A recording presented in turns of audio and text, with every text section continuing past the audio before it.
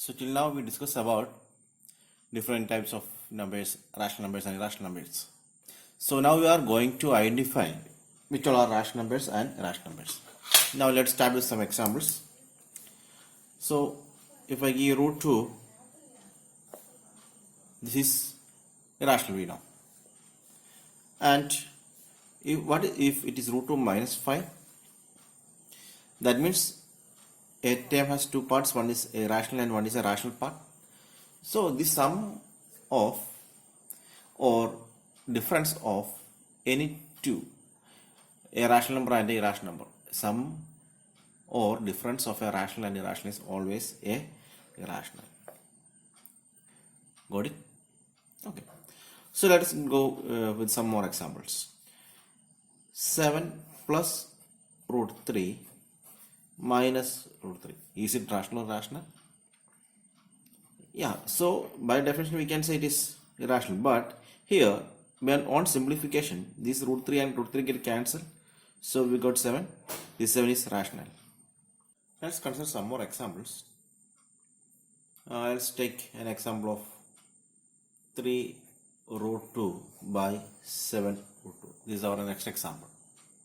So what about this one? Is this rational or irrational? So when you talk about the numerator part, it is irrational because root 2 is there. And when you talk about the denominator part alone, there also it is irrational because root 2 is there. But on simplifying the entire fraction, this root 2 and root 2 get cancelled. So we got the answer 3 by 7. That is in p by q form. So we can write it as rational. So the example discussed till now is if a rational and irrational is there. Okay, if it's some more difference, then it is irrational.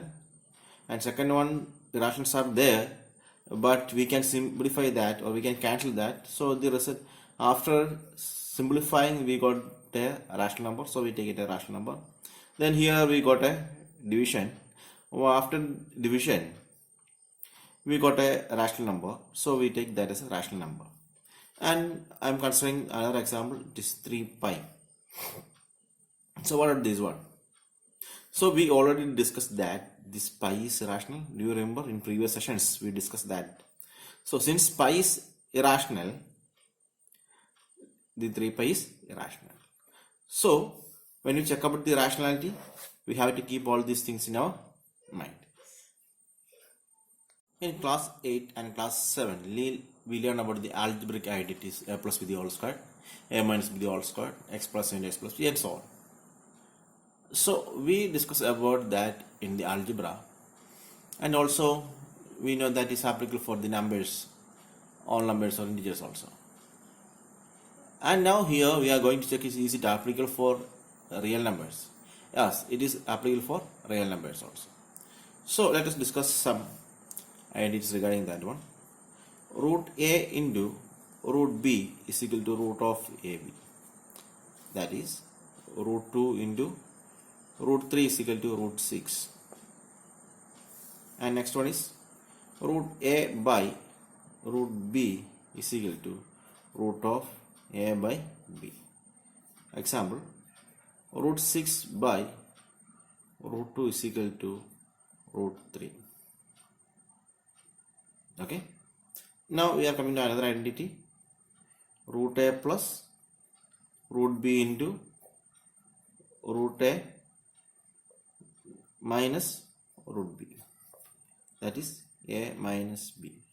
That is, if we want to convert an expression to a rational expression to a rational one, we just need to multiply with its conjugate. Conjugate means if the expression is of plus, if we change the sign, it becomes the negative. So the conjugate of the first one is the second one, and vice versa. And root a plus root b the whole square, that is equal to, what can you write? A plus 2 root ab plus b. What happened to the squares? Because when we take the squares of the root, it becomes alls.